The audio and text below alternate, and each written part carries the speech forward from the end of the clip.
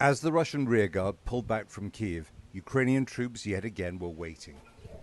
It looks as if they attacked out of the tree line. Nimble Ukrainian tactics and modern NATO weapons are making tanks look obsolete.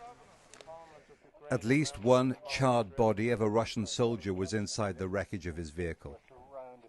Best Russian troops tried to do this, and they were just defeated and ran away. So that is a sign that we can win the war.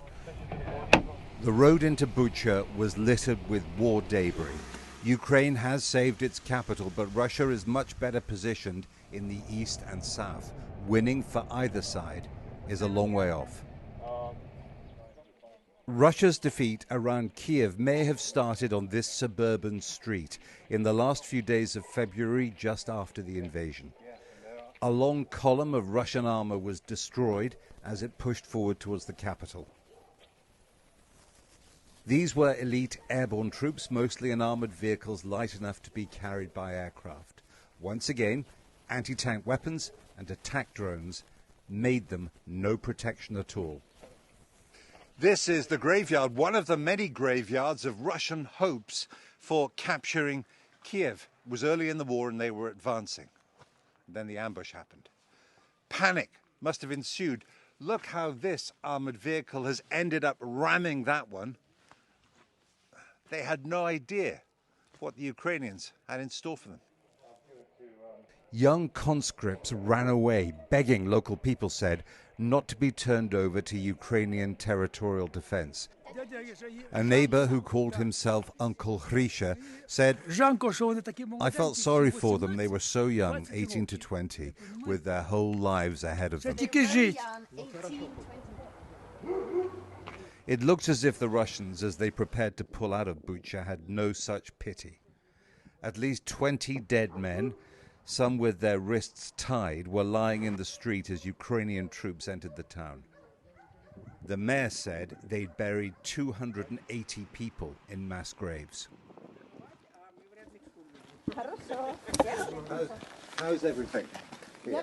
A few civilians who'd stayed said they tried to avoid the Russians, cooking outdoors because their gas, power and water were cut. This is the first bread we've had in 38 days, said Maria.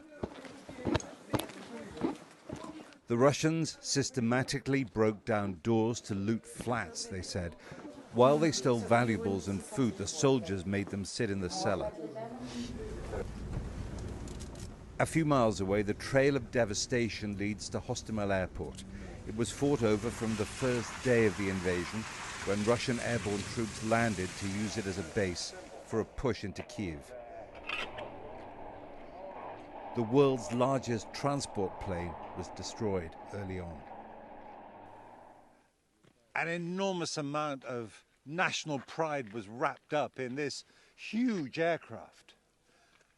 It was a symbol of achievement, of Ukraine's place in the modern world.